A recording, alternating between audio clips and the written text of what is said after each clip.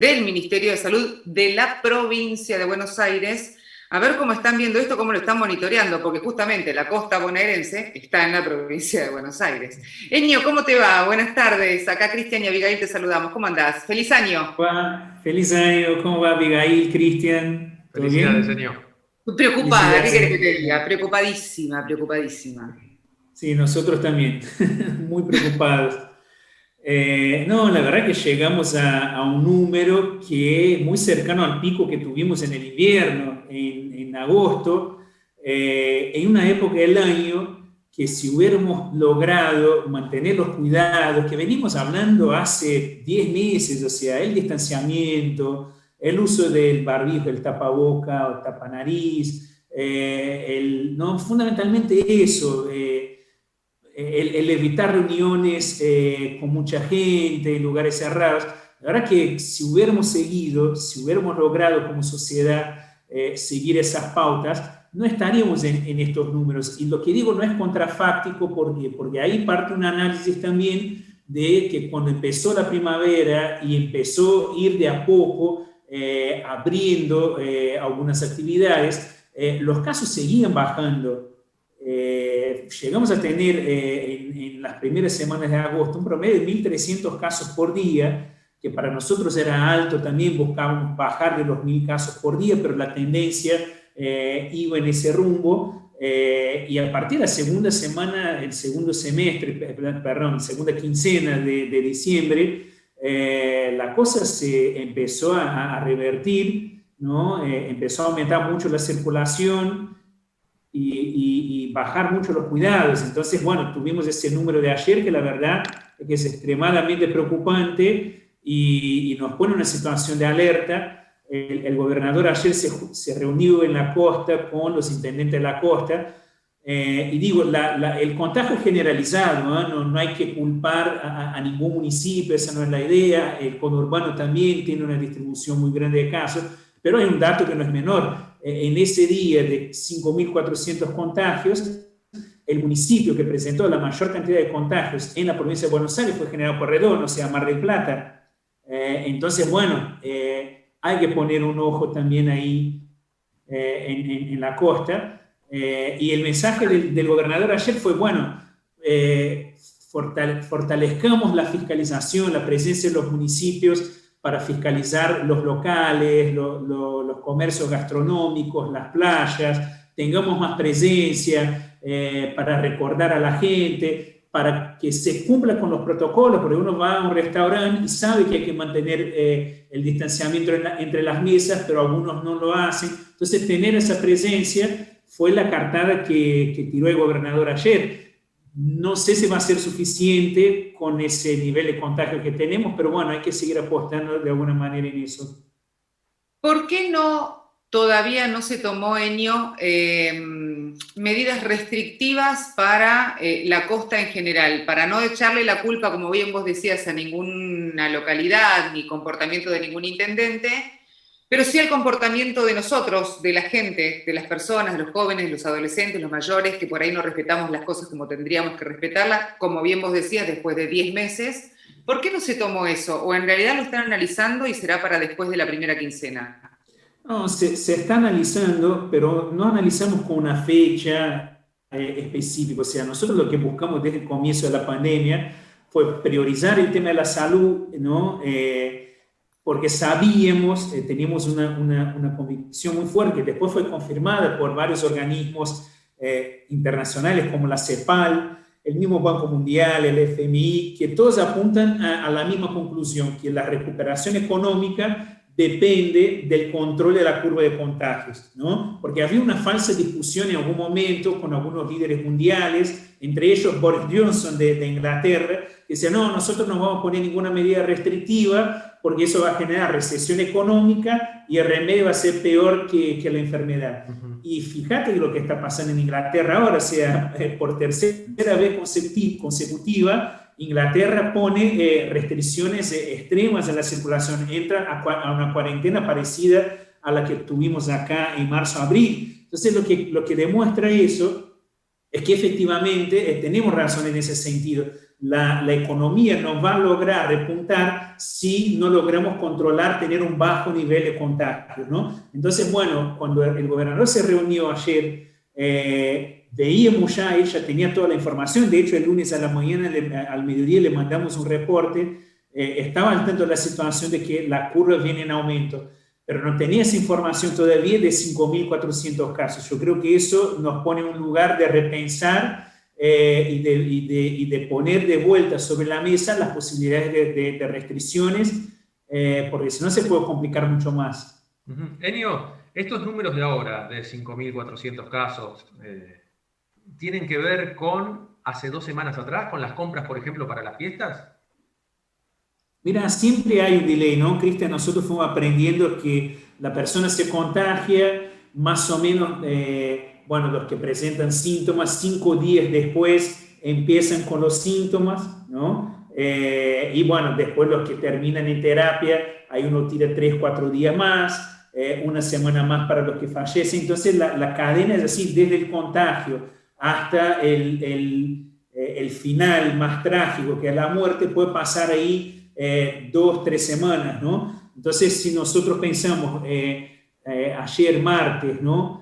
5.400 casos, es muy posible que esté vinculado más que nada con la semana del fin de semana largo, ¿no? Donde las actividades cortaron el miércoles y bueno, la gente viajó, se movilizó, estuvo en la costa, estuvo celebrando. Entonces uno puede...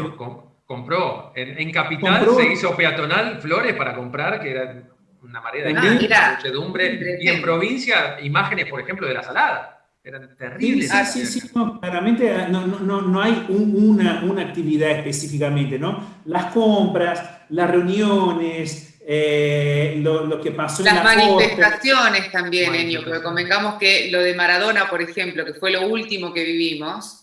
Eso de Maradona fue un traslado de muchísimas personas de provincia de Buenos Aires, El AMBA, distintos lugares, porque no solo, venía gente de Rosario, por ejemplo, la ciudad de Buenos Aires. Eso también generó un tumulto importante de aglomeración, de gente que obviamente ni se respetaba, muchas horas además, ¿no? Sí.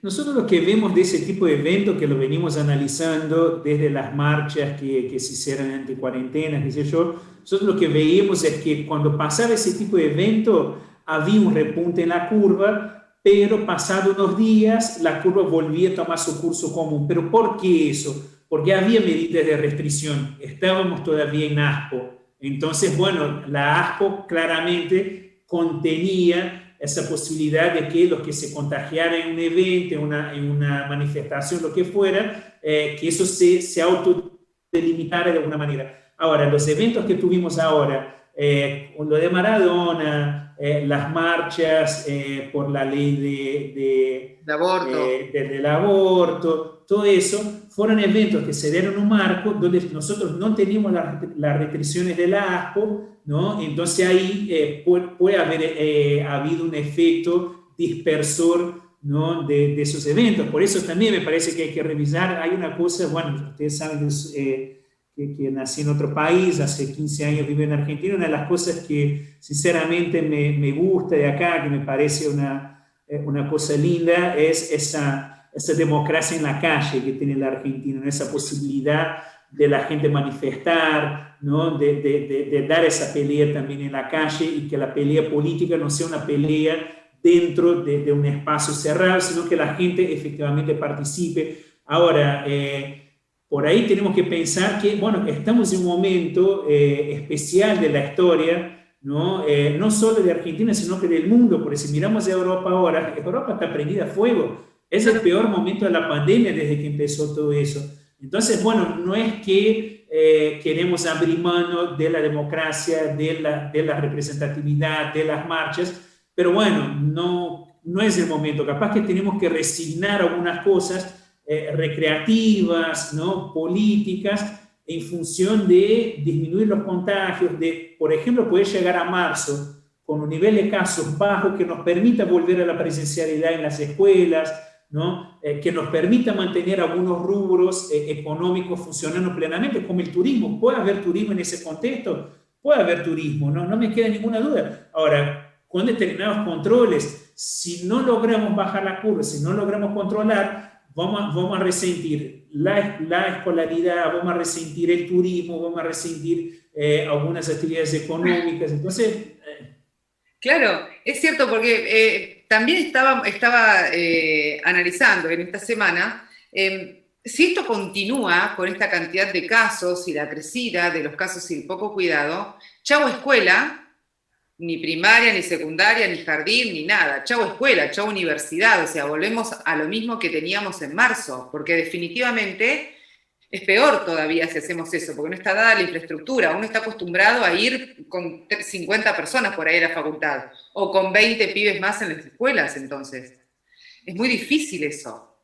Sí, es una situación muy riesgosa, ¿no? Nosotros en epidemiología, cuando analizamos el riesgo, la situación que tenemos hoy es una situación de riesgo alto. Nosotros siempre hacemos proyecciones, hemos hablado con ustedes, algunos medios nos catalogaron que hacíamos terrorismo, pero no, era lo que decían las proyecciones.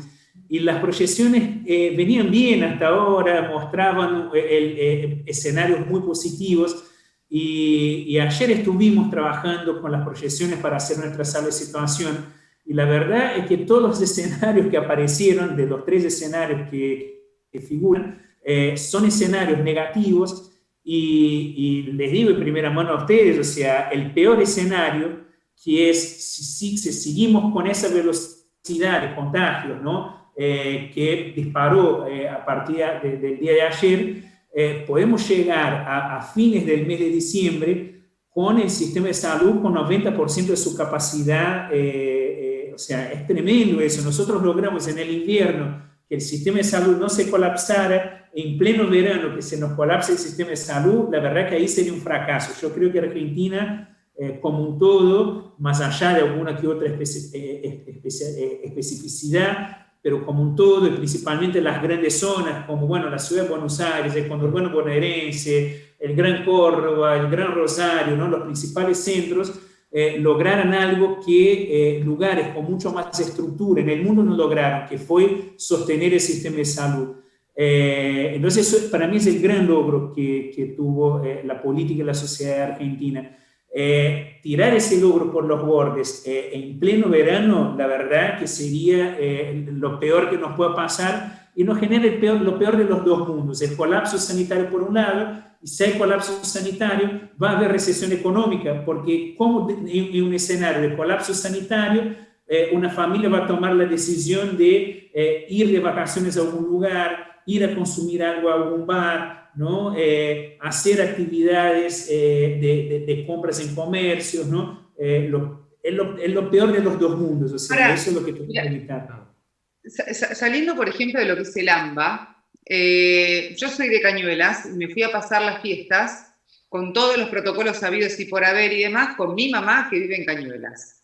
Iba a hacer las compras, viste, no sé, la verdulería, lo que te quedaba de última, y yo lo que veía en Cañuelas era toda la gente, pero toda, sobre todo los más jóvenes, que les da la sensación que no les pasa nada porque es una gripe, sin barbijo, sin alcohol en gel, iban caminando, no andando en bicicleta, iban caminando, se cruzaban con la gente, pleno centro, aparte Cañuelas no es muy grande, con lo cual, o sea, muy chiquitito el lugar en donde siempre te movés, porque como buen pueblo está todo concentrado en un solo lugar.